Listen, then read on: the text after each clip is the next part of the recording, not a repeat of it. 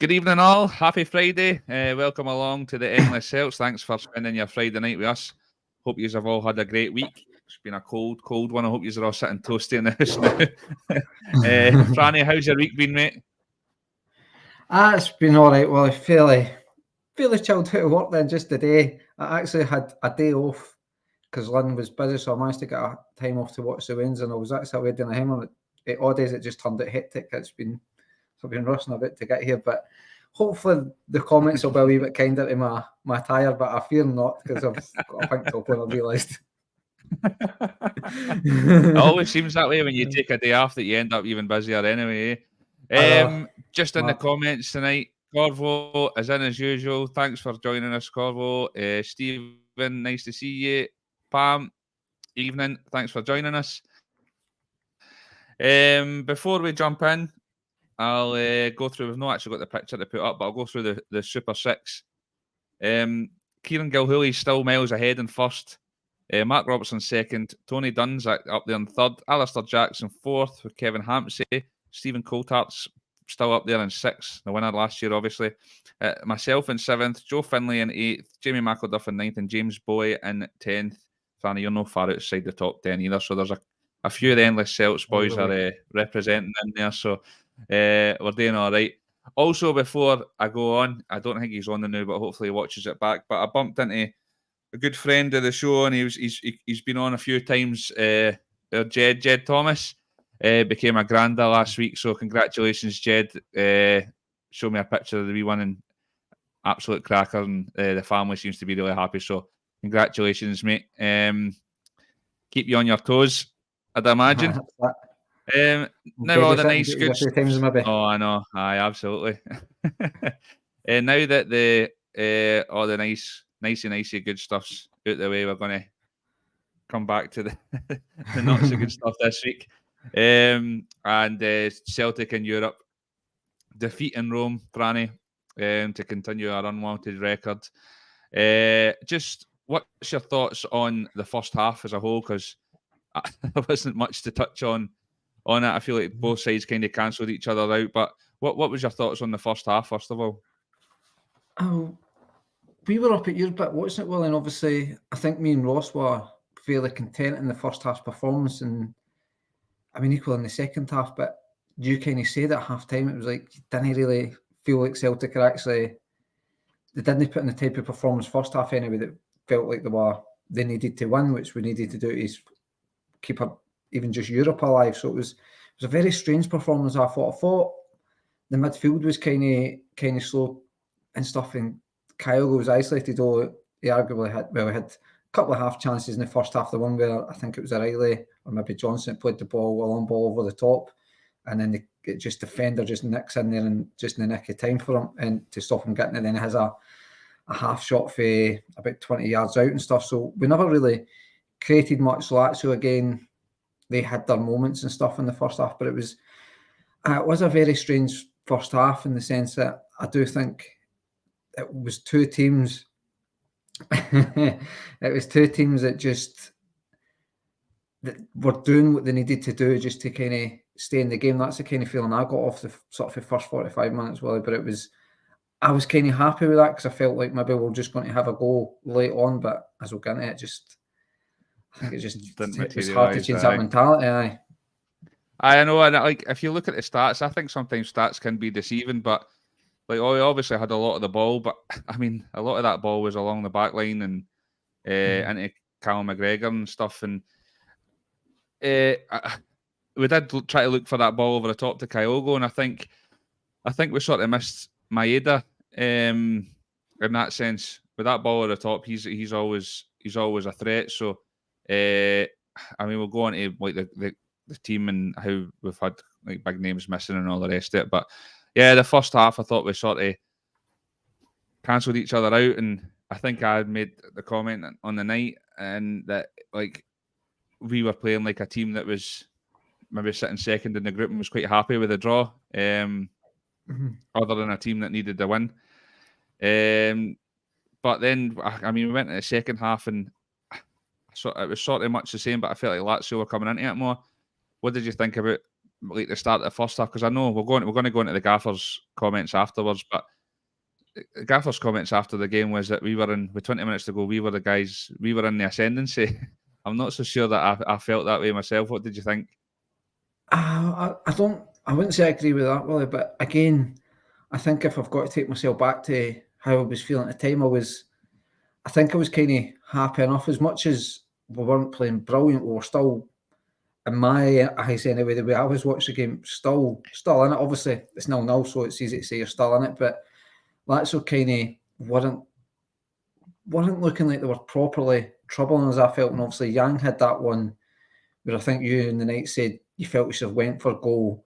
I thought he'd done the right thing. I've yet to see, I had to obviously shoot straight off after the game and stuff. I've yet to see a replay to see if he should have maybe went for a goal. I have seen some folk online saying he maybe should have, so maybe he did pick the wrong option. Obviously, Kyogo had a shot which was, I think he just never dragged it ever so slightly and stuff. So it's a wee bit unfortunate there. I thought, and we've slated him plenty of times. Mikey Johnson had a no bad game when he made a wee bit of difference, gave us a more attacking threat. But I think the big difference, I know we'll get into it, for me was they could bring off guys like Immobile and Pedro. I appreciate Pedro's well on his career, but that's a guy that's won everything at Barcelona and stuff. And we had injuries, and we're bringing on guys like Mikey Johnson and stuff. So I think that was a big sign of how the game maybe changed. Guys like Immobile only need one chance.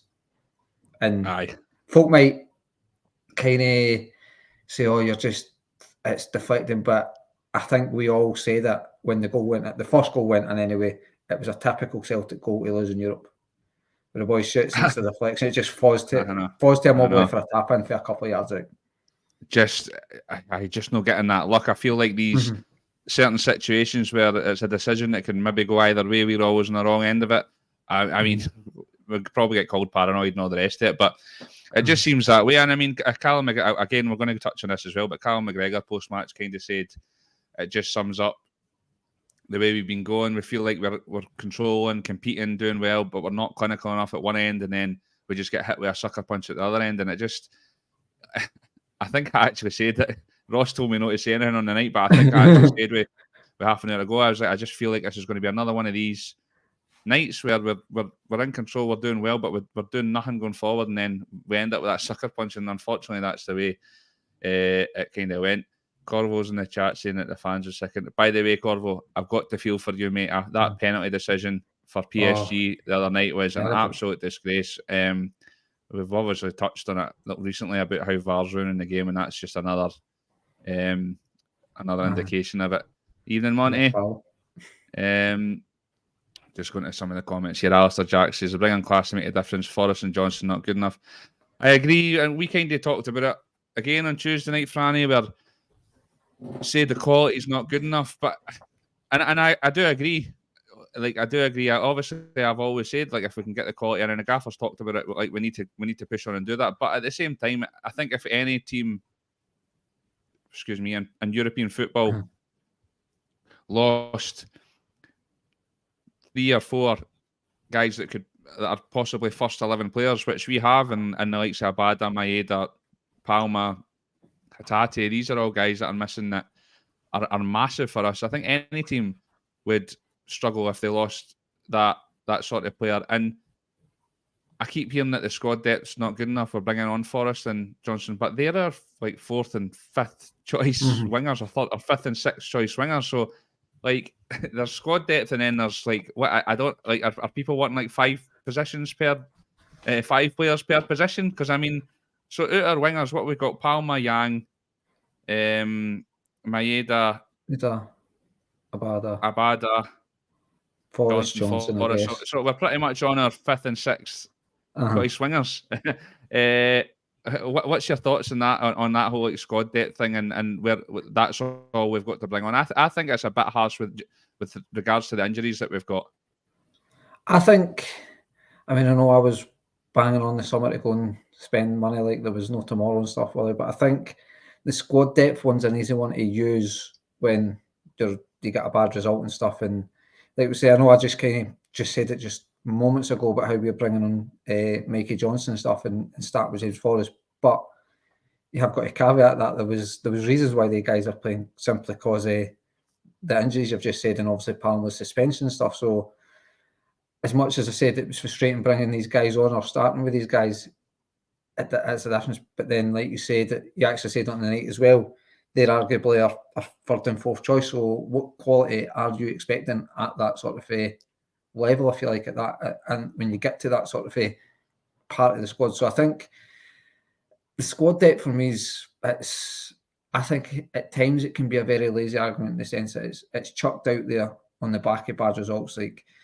Lazio, I'm sure we'll get into it, as arguably the second or third best team we'll play all season. So when you look at that, you could have your full strength squad and potentially you would beat them. You don't know, it's hard to say, but to pull up guys like, say, Mikey Johnstone, and that's not good enough for this level, if we know that, and I appreciate he's probably good enough for this SPL, we're not playing there, but I just think squad depth is, when on the back of results like Tuesday, I think it's a very lazy argument when you don't consider the sort of the players that weren't available for other reasons. Yeah, aye. The mad thing as well is probably the best team we'll play all year is the only team that we've got a point away, which is mental. But in saying that, mate, we all kind of had in our group chat before the game a bit of a sort of to and fro about what was going on, and how do you feel with the team if we've got that many players? Would you have personally? It's easy to say now in hindsight, and I can't remember what you said before the game, but would you have maybe changed the formation and changed personnel? I know there's a lot of clamour for maybe a 3-5-2, so we've not playing any wingers at all, and you can play maybe O up front with Kyogo. Is that something that you would have maybe pushed for more than playing the likes of Forest? I'm unsure, because obviously on the Monday night I was putting Yang and Forest on simply because the personnel available. So I sort of picked our wingers more, not out of pure knowledge, just out of who we had available. But obviously, it was Stephen had said a 3-5-2, and I think you said it as well on the chat, a 3-5-2. And I think it's when you sort of at first I was sitting going, well, in 4-4-2 to 3-5-2 isn't as easy as it's a total different way of defending. But I think both of you were kind of trying to keep Johnson and Taylor as sort of your wing backs, if you like, which so it becomes a back five defending and obviously attacking with five. So it probably could have worked with three centre halves, or I think you'd actually advocated for Ralston maybe putting Johnson at centre half. So it probably could have worked. It's not something.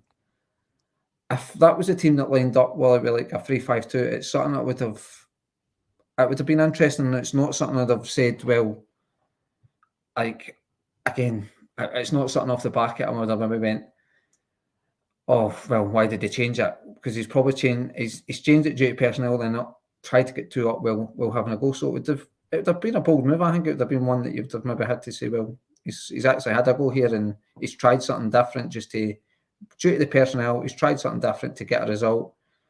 It's not happened. But it didn't. So no, it's not something I'd have been against Will if he did try it. I think it's an interesting one because he obviously went to the three against Atletico for a period of the game, and I don't know. There's a lot in the chat.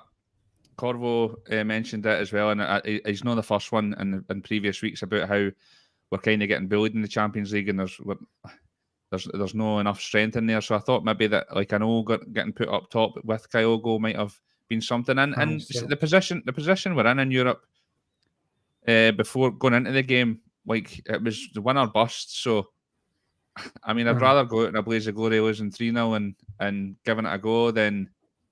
Well, it's not. That's tough saying that because I thought we did play well on Tuesday night without just doing anything, without doing anything going forward. Which and I suppose the possession of the football is Brendan's style. So in that sense, we did well keeping hold of the ball, but I mean, you could have all the stats in the world, and there's only one stat that matters, and it's the scoreline that's in the top corner of your screen when you're watching it. And unfortunately, we were on the receiving end of a defeat again. But we'll just kind of touch on the two goals. I mean, Brendan says that he thought we were in the ascendancy, and if anything, we were kind of looking to be the team that could maybe push on and win it. But you've mentioned it earlier. They can call on the players of the world class ability of Immobile, and he's came on and scored 2 goals. But what did you think of the 2 goals? Is it something we could have done a lot better with? Or, I mean, the first one is a bit of a freak, like you said, a freak deflection that's just landed perfectly at his feet, unfortunately. But what's your thoughts on the goal, and do you think we could have done better in defending them? I mean, you could always probably argue, maybe get tighter so the boy doesn't get his shot away. You would be able to pick holes, I think, in the first goal to say you could have stopped it this way and stuff. But for me, it's one of the ones. It's the boys had a sort of a shot for the edge of the box, and it has just taken that wicked deflection, taking every one of your defenders out, and Immobile is where good strikers are. They're anticipating, maybe not necessarily the deflection, but they're anticipating where they reckon the ball would fall, and he's there to take advantage of it. So I think you've got to say that's good striker play for him in that sense. And like we said, it felt like an absolute deja vu moment where I'm not saying, I don't totally agree with Roger saying we're in the ascendancy, but we did obviously have the Kyle chance, the Yang chance and stuff. So we maybe had the better chances in the second half, the more clear-cut chances.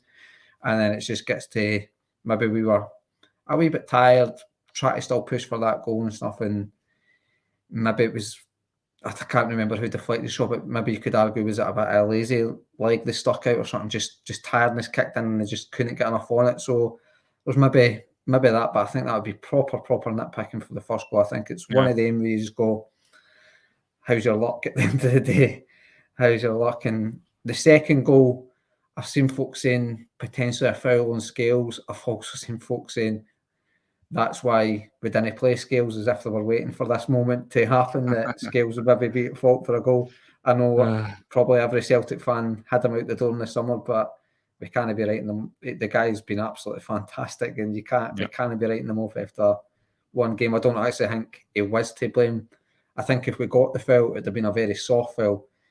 And for me, the second goal it's kind of irrelevant for me at the end of the day, because it's almost not the last kick of the ball, but it's very late, and it's I think the mood when we went down to 1-0, it felt like, well, best case scenario, we'll get a draw if that. So it's sort of irrelevant. The draw doesn't matter at the end of the day.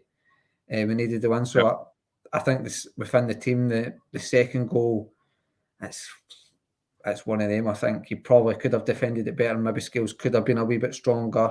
Again, maybe just Tardy has jumped and Immobile's used his body well and stuff. But the first goal for me is really unlucky. The second goal, I think it's good striker play again. They're probably Scales maybe could have better judgment, but I'm not going to hold it against the guy. He's been absolutely brilliant. And I think, as I said, the second goal was just, for me, it was, well, this kind of doesn't matter in the grand scheme of things. Aye, absolutely. And you're talking about kind of the backline and Scales. Alistair, evening, mate.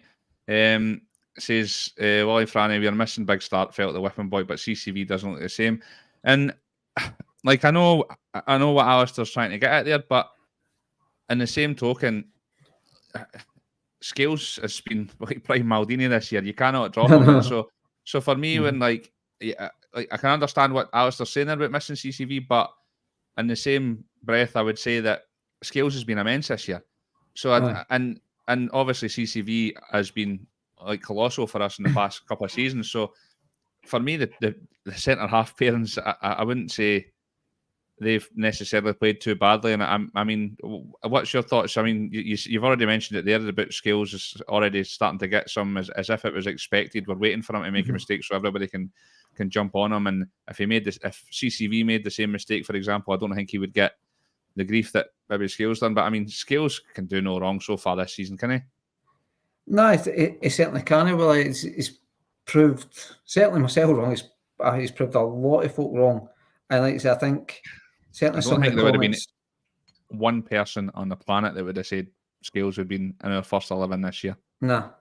And to be fair, like, I think the folk that are trying to pin the blame on him for the second goal or whatever and saying we knew this would happen, it's lazy. It's just again, picking holes for picking holes' sake, it's absolute nitpicking. The guy will make a mistake. I think you and Ross certainly a bit, not necessarily skills, but big defenders of Joe Hart and Greg Taylor, because they come under a lot of stick sometimes. I think it's just, certainly you've said it a lot, well, in the past about how us Celtic fans we seem to have the need to have a play to pick on. You pick faults, aye.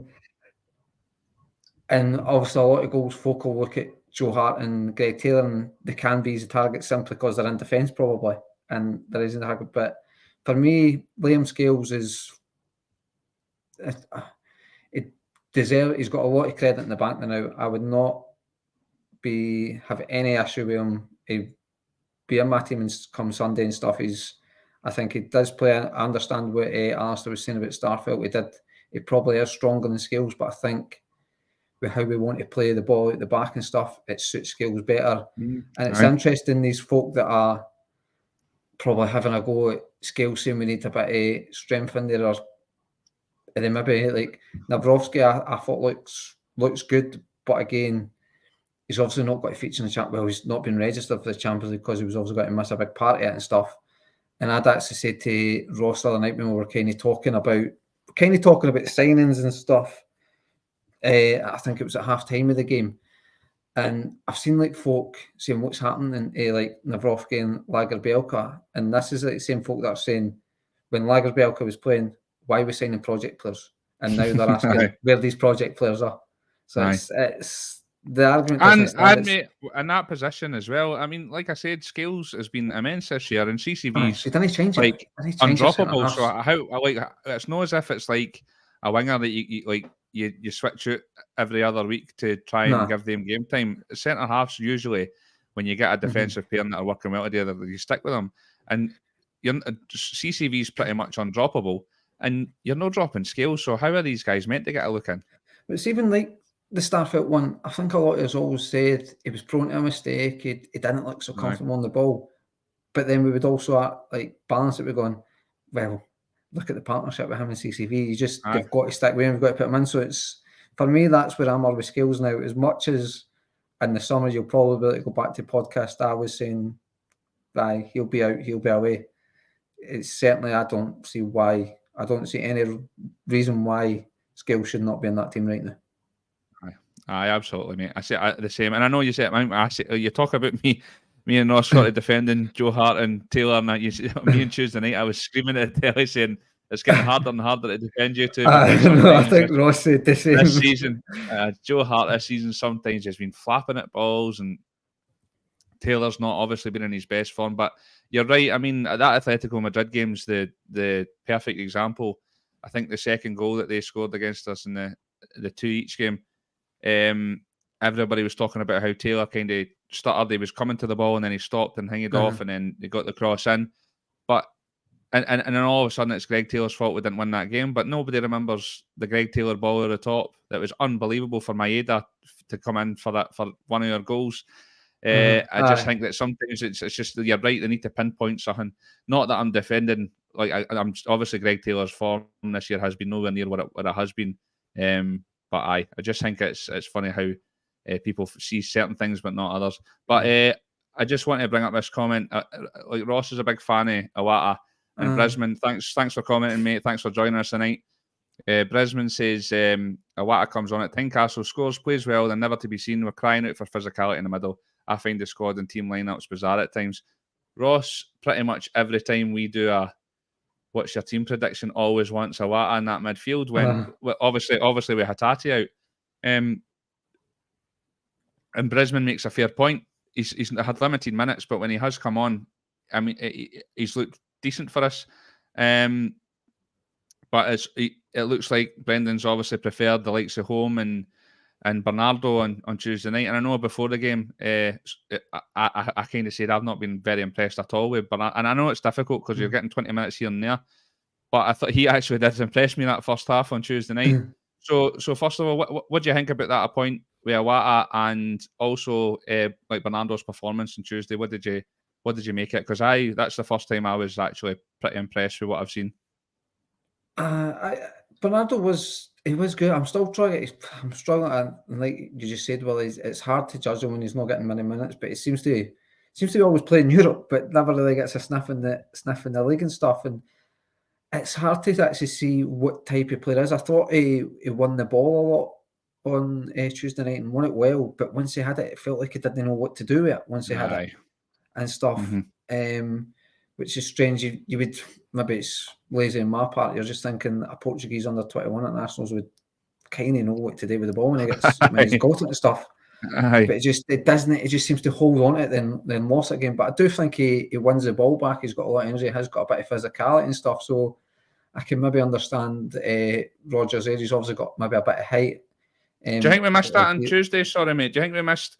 I think we miss Hatate massively in these games because we've not really got anybody that can take the ball and like cover ground with it, just hold it. Like Rogic used to be brilliant at it, just holding it, keep buying us some time and driving forward. It seemed like everything we did was back to the goal and then a pass back to the centre halves again, then start again. We never really had anybody, and I thought O'Reilly could have been that player as well, but he never really showed it on Tuesday night. I think it's something that we've really missed in that midfield.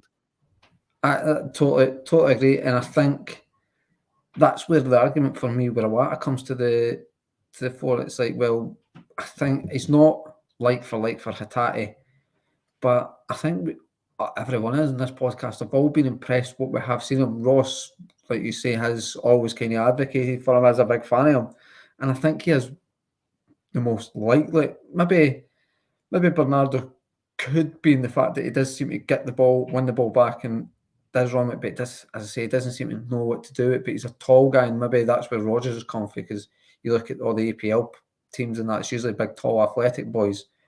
Whereas obviously Iwata, I think, is obviously just a bit small, but he's definitely seems to have the physique and can get about the park. But I think that is a fair argument. If when you come to Hatate as somebody that can get the ball, run with it, make something happen, can just take a bit of pressure off. And I think, for what I've seen of Iwata anyway, the limited stuff, I think he would be not like for it, but he's out of everybody. Maybe Homer, he's been coming in again, but he's young. He's young, so he'll maybe have some indifferent performances that might not be totally fair on him to expect him to play every game and sort of take on that sort of responsibility.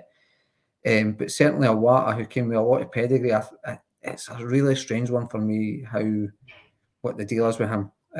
Because I do think I think he is a decent enough player, and I think he could certainly fill that void that Hatate's done. Because like you'd say, like Bernardo, I'm struggling to see what he is actually bringing to the team. Not trying to say I'm not like writing the boy off or slating him here. I don't know what his best position. I don't really know what he's good at, apart from winning the ball back. Turnbull, obviously, I think he maybe just struggles with the speed it sometimes in Europe. Sometimes, but certainly domestically, and I mean, you look at his goals, you can't argue with it. Home is certainly coming on. It had a good couple of last performances and stuff. I just didn't see what it's. The Iwata one is just strange for me. Well, I would like to try and see more of him, but it doesn't seem to be in the picture. There's been a lot I've seen a lot this season, and in the night and tonight in the comments, there's been a few saying it as well about like Kalmak's performances. I think especially I think his best football at Celtic was under Rodgers in his first tenure, and when he was playing, the more forward role. Like, I mean, under Ange, he was immense in this number 6 sort of quarterback role, and I don't think he's obviously not hit the heights as he did last season, but I still don't think he's been absolutely horrendous as some may be saying. But like, he's one that could be doing that, carrying the ball from midfield. He's great at coming in late in the box and stuff like that as well. Do you not think that there's maybe somebody in there? I know you were saying Iwata playing that role, which I think that's Iwata's best role as well, to be fair. But somebody like him or somebody else playing that number 6 and giving Kalmak that freedom maybe to go forward. I don't see why not, because you go back to games like at Ibrox under Ange where we won 2-1 when we went down 1-0 and he taken the ball just in that kind of run, and it just felt like a run that he not saying we've got to score off the back of it, but it was one run that was just to say, look, we're up for this game today and stuff. We're taking us to them. So I agree that his form maybe it's not been to the standards that he's set, but is that a tactical thing where Rodgers is telling him to do a certain thing. It's all obviously, like you say, the more possession based now. So it's maybe he's not got that license to sort of take it on a run, because he is one player, especially when you see him with Scotland, he kind of does that as well. Obviously he's got guys like McTominay and Gilmore and McGinn, who maybe, no disrespect to some of those, are maybe better quality players and stuff, and it maybe helps him. So, but he's certainly got that in him, and sometimes you just need a guy like he's done it in the past, maybe just to take the ball and run, maybe beat 2 or 3 boys, just get you 20 yards at the back. He might only win a shy or lose the ball, but sometimes that can just get the team to go away. You just saying, right, I'm the captain, I'm taking responsibility here. Let's go. Just, as I say, take on a couple of boys. You might lose it, you might get a foul, but it just goes. It's maybe the team go, right, the captain's up for it here. The captain's showing us the way. Let's show a bit of responsibility, and he's showing a wee bit of responsibility. And maybe needs to take that upon himself now, Willie, just to maybe step up to the mark, because I think we, certainly as Cell, I think we all said it when he got the captaincy, when he started sort of months and stuff into his captaincy, he seemed to grow in stats and stuff. So I'm not saying he's regressed, but maybe he just needs to start showing that belief in himself again, just saying, look, I'm the main man, if you like, round about here, and I've got to show you, and I've got to drag this team. And I know the fans are maybe we're not playing as how the fans want to, but I'll be the guy, I'll be the captain to drag us through. But I don't know. Well, I don't know if he's maybe just getting told to sit back. I don't think it would be that. I don't know. I would assume so, mate. So Anthony McGinty, thanks for joining us, mate. He's kind of the same train of thought. The Calmack's out of position. We need a Hatate of last season. If not, we need a Wata to step up, because Calmack. So maybe he's struggling with Hatate being in the team as well. Well, I think that's the thing, because if everybody's fit, I think the midfield 3 is going to be him, O'Reilly, and Hatate, and I mean, you're not going to play either the other 2 in number 6. And Calmack was brilliant there last season, but I mean, it kind of comes back. I wasn't actually trying to get into a debate about our midfield, but it's kind of come across this way, and I've ended up just going on a tangent. But does this, I mean, Ross mentioned it a couple of seasons ago, and a few of the boys did actually, and under Ange, that it was coming apart that that's not this isn't going to be the case because he plays a certain way. But does it Champions League and Europe? Do we need to sign? I mean, we're going to go on to with how Brendan talks about we need quality and what sort of player we're going to look at. But do we need to sign a bit of a bastard in the midfield, for lack of a better term, somebody that's, because Calmack's not got, he doesn't kick boys up and down the place. Do we need like a Bruni or an old school, like a Roy Keane or Vinnie Jones or somebody like that can break up play and be that player in midfield to stop us getting this sucker punch that we seem to be getting every other week in the Champions League?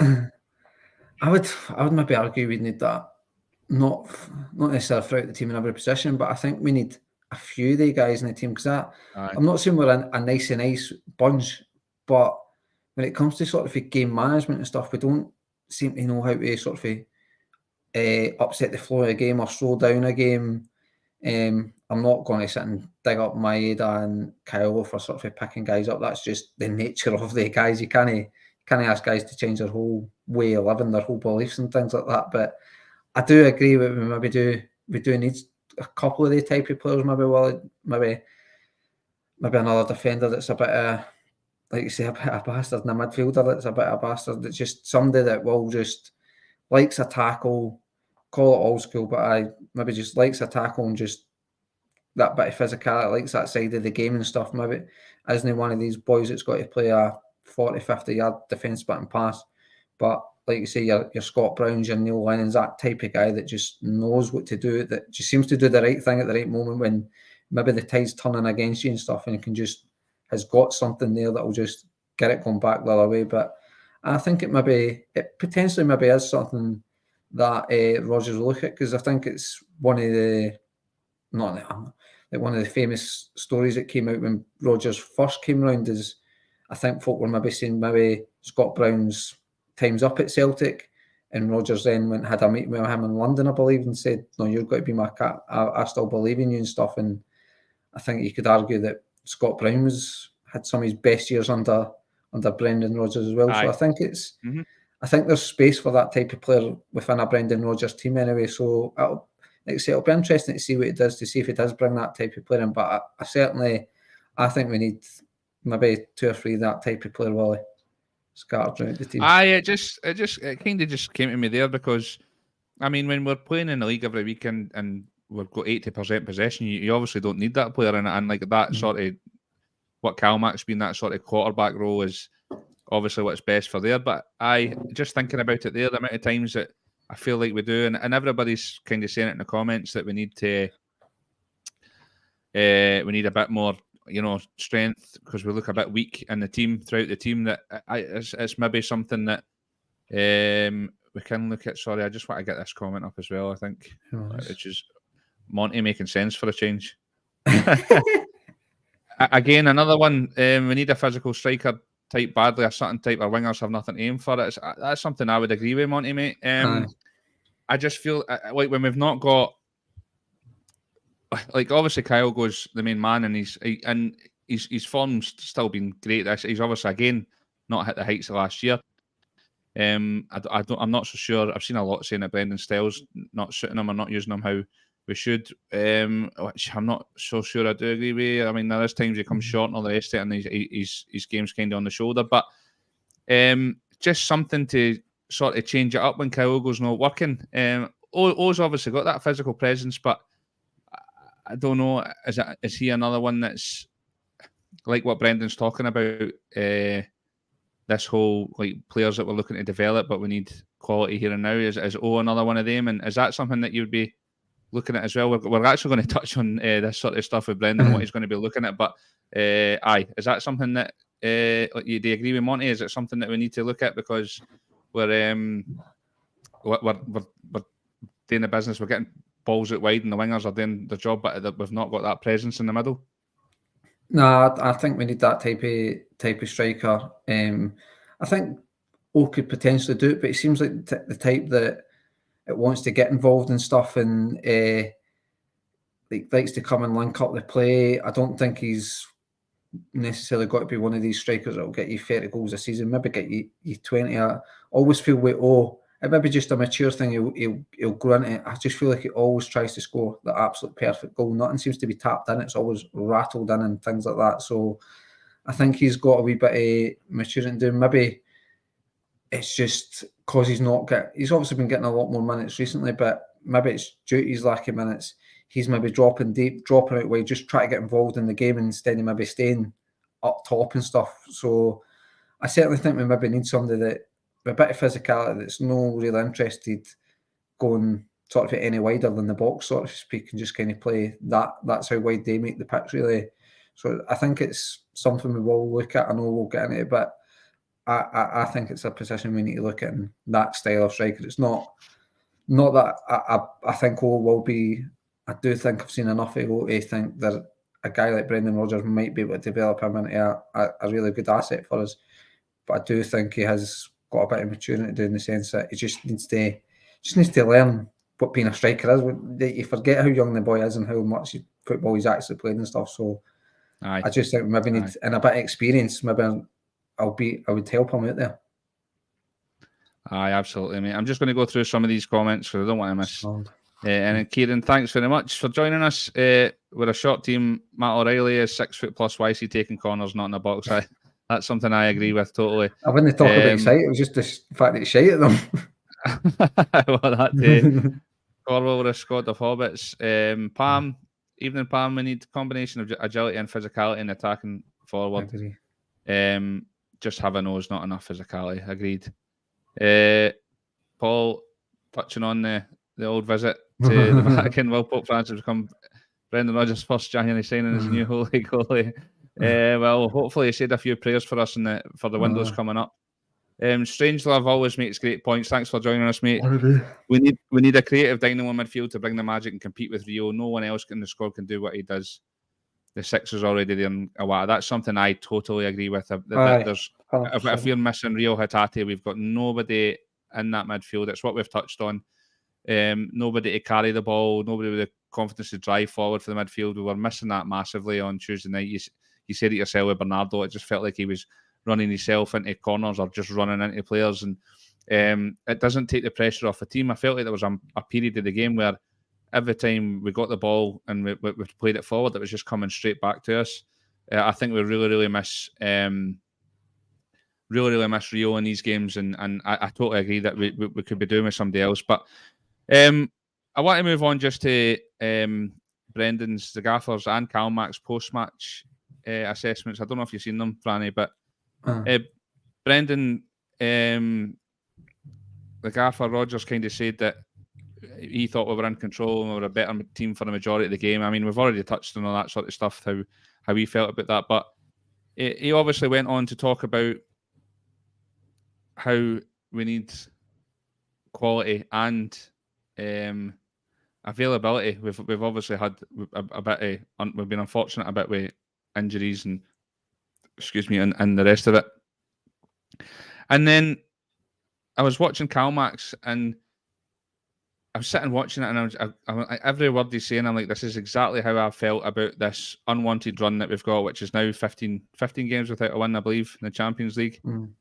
And he kind of said that the game on Tuesday was just a carbon copy of what we've done the last couple of years.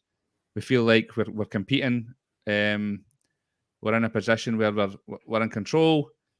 But yet again, we're just not clinical enough in the forward areas. And then we end up getting sucker punched and losing the game. And there's obviously quality in the Champions League everywhere. Every team you play is going to be tough. But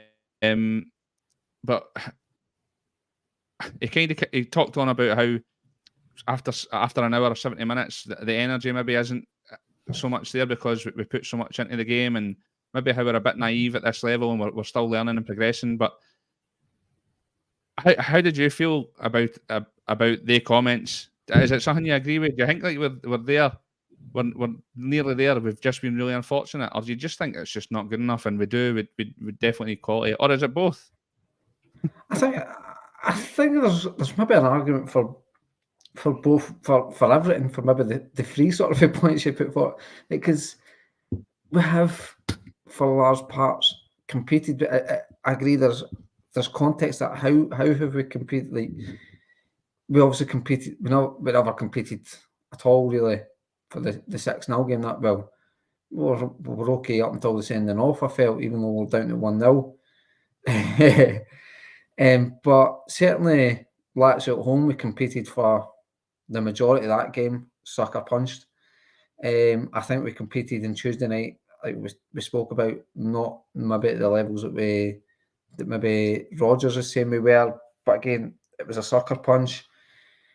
The Feyenoord game, again, we were well in that until a red card. So it is fine margins where we are in this. So maybe that's where the quality could maybe help these guys out. How we get that quality is thankfully not my job. That's not going to be easy done. When we go into that, and we've went into it plenty of times. Me and Stephen are a wee bit like Roy Keane, just go and get them. Whereas you and Ross are a wee bit more balanced about it and logical, shall we say?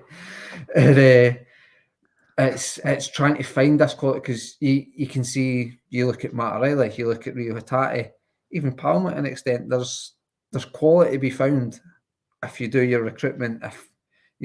So maybe we need to look at the recruitment side of things.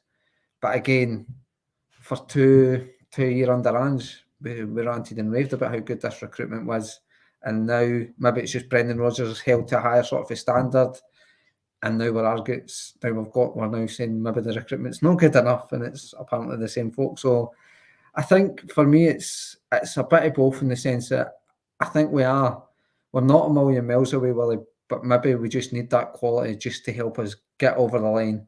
Not try to defend the sort of 15 games. It's not great. But if we went into some of the teams, and off the top of my head, obviously Atletico Madrid, then Real Madrid last season, and I think the last time we were in it, we got Pep Guardiola's Man City. So there's 6 of the 15 games. You're not telling me I'm not having any Celtic fan expecting we were to win any of the games. Aye, absolutely, mate. I mean, I would be a bit more worried. Sorry, one of my dogs has just came in here and jumped on the table. What you doing? I'm in the house tonight rather than the bar, because I've got an empty. So what was I going to say there? Aye, I would be a bit more worried if we were getting pumped in the games, but I agree with the guys. I do feel like we are competing, and I do feel like we're having. I don't think it's been good enough. I must say, like on Tuesday night again, I don't think we played well enough to win the game, but I don't think we deserve to lose it. But will you come here? Yeah. Sit down. But I do feel like we're competing, and I do think we've been unfortunate. So it's one of them. But I agree with the gaffer that we do need more quality. I know. Like, piss off now. You're look what you're doing to me in the podcast. But then Brendan kind of went on and touched on about the quality in the team, and we do need quality. And he's kind of said that the last few weeks as well, especially at this level, we need to we need more quality in the team. And we have been a bit unfortunate with injuries as well. But he has been saying this for a few weeks now, Franny. Do you think this is kind of something that's kind of based on last time and what happened, that he feels like he needs to sort of be on the side of the fans? Do you think he's just been honest with everybody about how he feels? Or do you kind of think it's like a bit of a dig at the board to say we need to do more now? And it kind of takes the blame off him in a way and puts it all on the board, which is what everybody's having a go at, it seems to be at the moment in time. I think it's very, very clever, Will, in how he's saying it, because obviously, I mean, at the AGM, he said he approved every signing. Got to take his word for it that he had. I don't think it was really when his bosses essentially are sitting next to him in front of shareholders and stuff, he's got to really be saying anything totally controversial unless he's but try to buy his ticket out the door, which I don't suspect he'll be doing anytime soon. So the stuff that happened at the AGM, I think it's pretty much all the media stuff. I don't think you were ever going to get any controversial sort of statements for anybody there. Yeah. But it's true that I think he has been mentioning this quality lately. And I think it is one of the ones where he is kind of protecting himself. He'll be putting it towards the board. I think he's doing it in a way that he's trying to keep the board sort of on side, if you like, and stuff. So that so obviously if he's wanting them to push, the quality he might be of that sort of a £6, £7, £8 million bracket and stuff. That I'm not saying that Celtic are against going to, but not really. Don't go to it maybe as much as some fans would want them to go to, and expect them to go to. When I'm not going to pretend to be an accountant, but when some fans will see 72 million or whatever is in the bank and go, well, why are we not spending this money and stuff? So I think he's been very clever to keep the fans on side. Yeah. By saying we need quality, and then it's putting it on those in charge come January to try and get them that quality. I've said it plenty of times. I think January is a really hard window to do. So I'm not trying to downplay it, and I hope there's a bit of calm. Like, I hope I'm wrong and we do go and sign 3 or 4 of the quality that Brendan Rodgers is talking of in January. But I think if we get 1 or 2 quality players in January, I think that's very good business, because it's hard. It's a hard window because teams players will be maybe the quality that we want will be regulars at their team, and it's halfway through a season, so it's got to be hard to get these guys away. So as I say, if we get 1 or 2 quality players in January that the manager wants, I'll be over the moon. I think the quality, if you're going for the real quality, that's got to happen in January, because I think I touched it on Monday. I think Brendan Rodgers will predominantly shop in European markets, where the end of the season, the sort of summer window will be the easier window, shall we say, to deal in, where fans like to look at Angie's first January window and go, that was one of the best. You say January's a hard window, that was one of the best January windows, but the majority of the players came for the Japanese League, which season had just finished. So I would be surprised if there's massive quality in January, mate. Well, that was going to be my next question about us getting players in January, but I mean, he said it himself. He had a presser today, I believe. I watched it just before we came on, and he kind of said that. Well, it's not backtracking, but he kind of also said that I mean, the quality player needs to be available. It might not be available for him to get. which, I mean, it's true. I don't like it, like you said. Glad it's not you or me that's doing it, because to find quality with the sort of budget we've got, and I know we've got mega money, but I'm not going to go into it again, but young English players going for like 50 million and stuff. It's absolute madness. I just want to go to some of the comments. Corvo's said Rodgers is doing it in public because he knows the board hates bad PR. That's kind of what I was getting at. Is it just him being honest? I feel like he's been completely honest this tenure, this time round, through everything. And I feel like I think he feels he needs to be that way because of what happened after in his first tenure. And I think that's maybe something he's maybe said when he's come back, that he's going to have to be completely honest with the fans. And I think it's refreshing. I like it. Ange certainly didn't do that at all. He kept his cards close to his chest. People might differ, but Strange Love's in again saying Brendan's been unlucky with injuries and availability, but there's no excuse for watching the drop-off in performance from last season. Really, that's his and the players' work. Paul has said that our first 11 should now be our bench. We need a step up in quality in January. Wow, that's a big ask in a January window to get a full new 11. Let's have a look at this. Brown Warrior, he's got a couple of things to say. Brown, thanks for joining us. Look, guys, Brendan has a propensity to talk shite when things aren't going his way or results are bad. Liverpool spent 300 million in transfers under him, a side already filled with quality.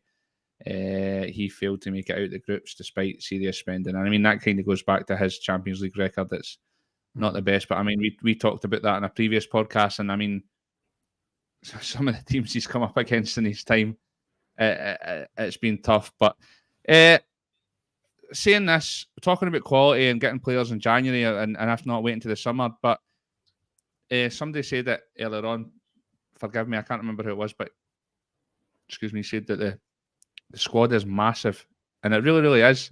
Do you think that we need to get rid of some deadwood, or do you think it's a matter of, like, I mean, Brendan keeps talking about how we've got a lot of players that are here for development. Do you think we need to ship out a lot on loan before we're looking to bring in some more quality?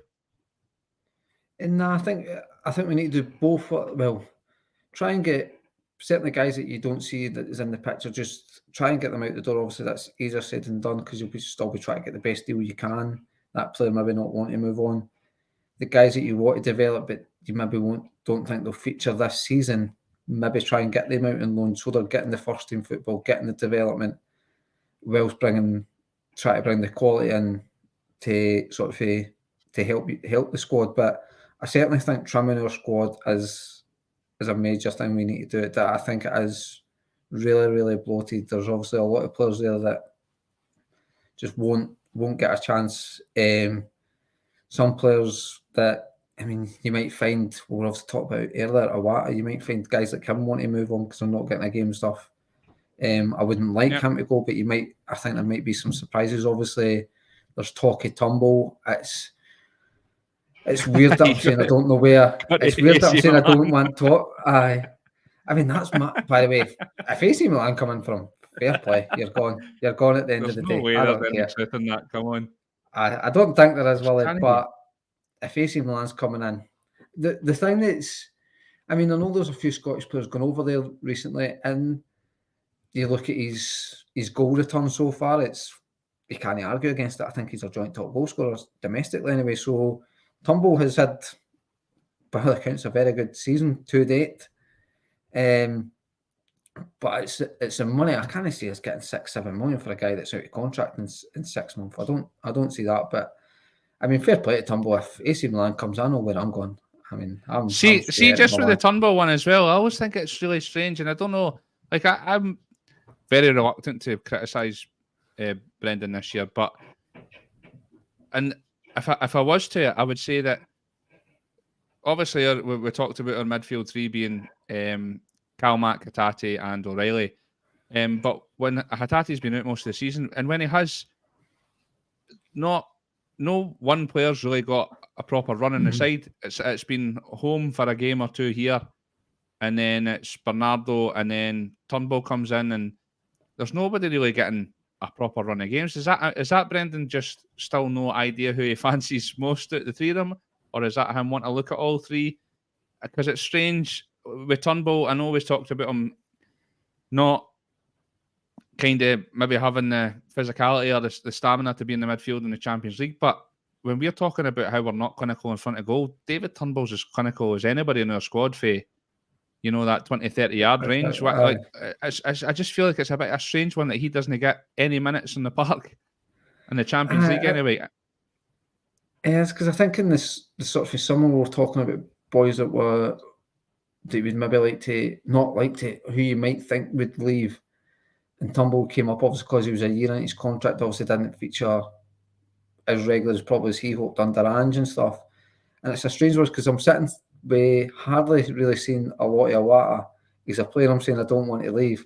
And then there's Turnbull, who I know we say stats can be portrayed to suit your sort of narrative and things like that. But if you just look at his stats, and I'm sitting going, would I be disappointed if he left? Maybe no. I would strangely maybe be more disappointed if Iwata leaving. I think maybe that's something it's just down to what I think we could get out of Iwata, whereas Turnbull, again, it sounds silly, I know what we can get, and it's just that the fact that it doesn't seem to look like he's totally in Brendan Rodgers' plans, which it seems strange in the sense that I understood why Ange didn't play him, because it was obviously a lot of fast-paced stuff, where Brendan Rodgers seems a lot more possession-based, which might suit a Turnbull who can slow the game down, like you say, for 25, 30 yards. He's deadly.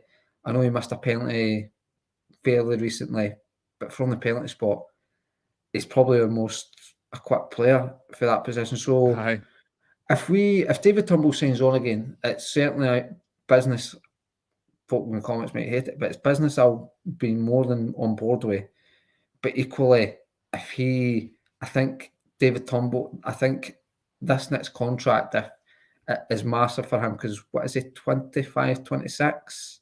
Thereabouts, and he's not far off that, I would say. He's got to be thinking about the Scotland squad as well.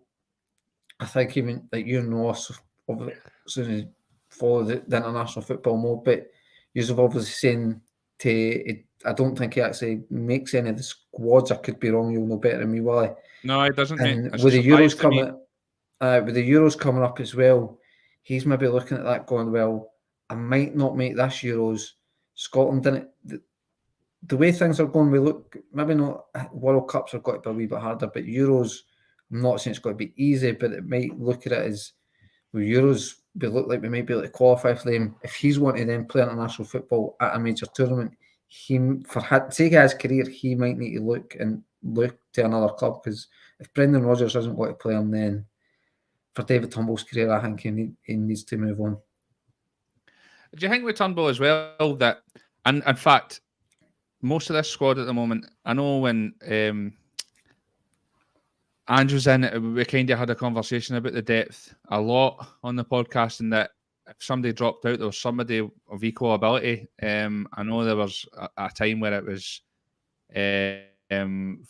just, for example, off the top of my head, if Maeda was coming off and it was Abada coming in, or Rogic was coming off, it was O'Reilly coming in, and there's not a drop off in player there. Does it seem like at that point everybody's vying for a position? Does it seem like at this point we've got like a solidified 8 or 9 that are undroppable, and then everybody else is pretty much a squad player? I think so. It's a squad player in the sense of like certainly when you look at, when you talk about home, Bernardo and Turnbull right now, and then kind of Iwata, that looks like that's a position that is certainly looking to get nailed down by somebody. It's hard to say the wingers now because of the injuries. It seemed like before the injuries, Palma and Maeda seemed to be the preferred choice. And then Liam Scales, as much as we've ranted around it, I think he is, maybe when Narofsky gets back up and running and maybe gets a chance in the team, it feels like he was maybe the direct replacement. So I think there is positions up there, and there might be some sort of hard changes where Scales might drop out, undeservingly drop out, I must say, but just more that Narovkin might have been Rodgers' guy, so he wants him in there. He maybe needs to help him justify getting other transfers in. He maybe needs to play him to prove that he's worked, just to say, look, well, go and give me my money, like I've signed this guy, look how good he is, instead of saying, oh, I've spent $4.5 million on a guy, but I'm playing Liam Scales who I had last year. So I think there is 2-3 positions up for grabs, Will, and I think that midfield one between who's falling for Hatate is just, it's anybody's right now. And I think when you look at form, certainly Turnbull should be the first choice for it. But it seems, for me, I think Rodgers fancies home more than out the mall, really, unless it's in Europe. Aye. Turnbull seems kind of for choice for me. I know, which is strange, and he's only getting minimum minutes and he's one of our top goal scorers. I mean, what does that say about what we've done this year? Interesting. Brown Warrior is not a fan of Brendan Rodgers coming in and his style of play. I brought up all the comments tonight, but that kind of wraps that part up, and I look ahead back to domestic on Sunday lunchtime, I believe. We've got St Johnstone, Craig Levein back in football and in charge of St Johnstone. Rodgers said in his press of the day he's obviously been in the game a long time, Levein, and he thinks he'll probably set up defensively with a deep back line, trying to soak up the pressure, like most teams do. I don't think you need to be Mystic Meg to predict that, but we've had 2 disappointing results in the space of a week. I think we need a big performance, much like we did against Aberdeen a few weeks back. I think we need a big performance against St Johnstone Sunday. Totally, and it's, I mean, you spoke about it as soon as you came on about how the weather's not been great, and I think I've not been listening to Sean Batty, so I don't know what the weekend's weather's like, but I don't know if it's to get much warmer, and it might not be as easy. It might be a scrappy game, but I do agree we need a big performance, but I think the weather, unfortunately, might be a factor in trying to get that big performance. I think it's just key to get back to winning. Ideally, like you say, a big performance, winning comfortably and stuff. But for me, it's just going to what could be a tricky away game, with the weather being a factor and things like that, and just try to get the victory, Willie, which I'm confident we'll do, but I'm cautious to say that I think it'll be comfortable. I just think it's not always an easy place to go. Levein, we know, can really stifle a game. He'll know, he's been in the game many a year. He'll know what to do and maybe how to stay in the game and stuff. So I'm confident of the victory, but I'm not going to go out and say I think we're going to blow them away. I just think there's maybe that's a wee bit down to the way we've been playing lately as well. I don't know. Strange Loves came in again and says we're looking to play with a striker, a low block of 2 banks of 5. Do we need any defenders? Maybe 2. I totally agree with that. One of the biggest crimes I've ever seen in football was when he was manager of our nation and he played the 4-6-0 formation. Absolutely horrendous. But what do you think there's going to be any surprises in terms of the lineup, mate? Or do you think it's going to be much the same? Obviously, Palmer's back. He was only suspended for the game on Tuesday. Do you think there's going to be any more surprises? Do you think Bernardo's going to get dropped again and somebody else is going to get half an hour? What do you think about the lineup, and what do you think? I know you said you don't think it'll be an Aberdeen performance possibly, but what do you think the sort of scoreline would be? I don't know if there will be surprises more due to injuries, Willie, but I think for me, I think the lineup's got to be Hart and goals, Greg Taylor left back, Liam Scales, CCV. I think Ralston might come in. Because am I right? Am I just imagining, did Ralston come on the other night? I don't know. But I think on Tuesday. He played at the weekend, but he didn't come on Tuesday. Johnston, that was another, by the way, I know what I harp on about the game again, but that referee and when Johnston won the cleanest challenge I've ever seen in my life and got booked for it, absolute fucking madness. Madness. Absolute madness. I think that'll be a back 4. I think Ralston will come in. I'm putting Turnbull in. I think he'll come in, so I think it'll be sort of another change for the weekend. O'Reilly and McGregor in there with David Turnbull. Front 3 is, I think Mikey Johnson might start on the left. you can argue if that's a surprising now with the injuries and stuff. I think he'll start on the left, and I think they'll maybe shift Palma onto the right way. I think you play Kyogo. I think Kyogo's up front, mate. And I think I'll go for a 2-0, but I don't think it'll be a comfy 2-0. I think it'll be I'm just imagine a scrappy game, mate. I think it'll be a scrappy game. I agree, mate. I think it's going to be much like last weekend, because Motherwell kind of played that 2 banks of 5, and what you thinking for the team? I don't think it's going to differ much for Tuesday night, to be honest. I think maybe Home will come back in instead of Bernardo, and I think Palma will come back in, but I think he'll stick with Yang.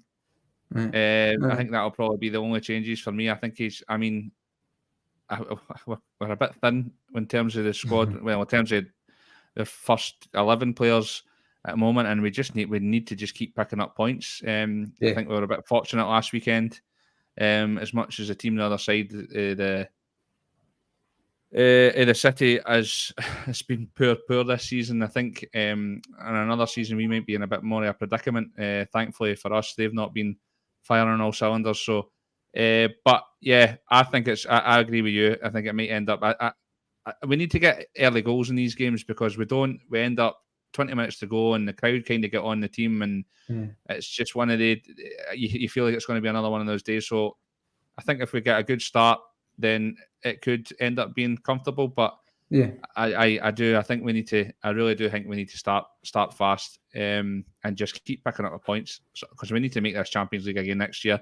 Give it another go. I know this is for another podcast, but it's a totally different format next year. That's the last of the group stages. So it'll be interesting. But that's us for the night. Thanks everybody for joining us. I hope I've had a good week. You up to much this weekend, Franny? You in with the kids tomorrow? No, well, I've got the kids tomorrow. He's out. I'm going out with Franny's missus. The least said about that, the better. We'll keep that for another podcast. So thanks again for joining us tonight, guys. Some good debate about the squad there, and maybe sort of players we're looking at. I can't believe that a year or two ago I was talking about how we're talking about windows coming up, and I was like, about how much I love this team, and I kind of don't really want anybody to come in because it means one of my favourite players is going to miss out. And now, a year on, with much the same squad, we're kind of, and it seems like we're in a rebuilding phase, which is mad. But listen,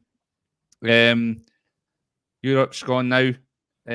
Focus domestically, finish strong, and hopefully in the next few windows and podcasts to come, it'll be a bit happier, and we've got signings to talk of. But thanks again, everybody. Mind getting your Super 6 before Saturday. What else we got? Jed, again, you've not been in the night, mate, but hopefully you watch back. Congratulations, buddy. He must be on the babysitting duties. He must be. He must be. I spoke to him last week. We're going to get him back on again soon. I appreciate it all. Hope you have a brilliant weekend, guys, and hopefully we get a good result on Sunday lunchtime. Keep well and stay safe. Hail, hail.